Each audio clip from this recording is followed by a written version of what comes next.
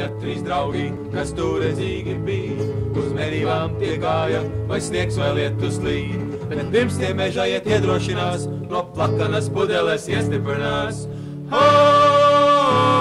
Mums patīk mežā klejot un medījumus gūt, pa egļu skujām soļot, pie dabas tuvāk būt. Bet tikko krūmos, kas iečaukstējās, tie apklusa dziedāt un nekustējās. Čuks pirmais tur guļ miltumais. Čuks otrs tas tik mirons. Trešais vai atkal neaiziet jūs, ka krūmos ir paslēpies zilons? Zilons? Jā, elefants.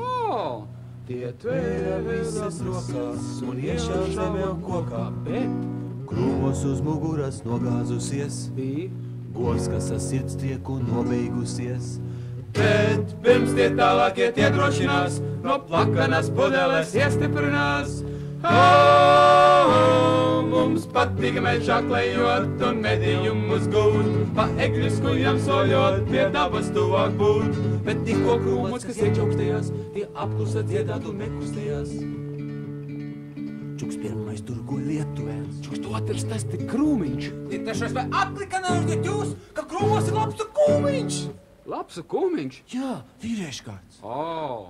Tie tvēra visas rokās un iešā zemē un kokā, bet Tas, kas bija sašauts kā labs kūmiņš, bija mešsargs un nelaiķis Pēteris Krūmiņš. Tā mežam cauri brienot, tie ierauga pirtiņu, un vectēvā raskrienot, tie sašau pirkstiņu, tie trāpiena kannu, kas saulē žāvējās, un nobaidījān rannu, kas glētņā žāvājās.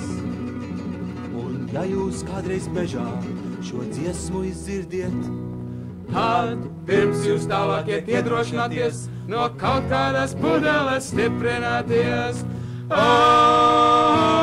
Mums patīk mežā klejot un medījumus gūt, pa egļu skujām soļot, pie dabas tuvāk būt. Bet tikko krūmos, kas iečaukstējās, tie apklusa dziedāt un nekustējās.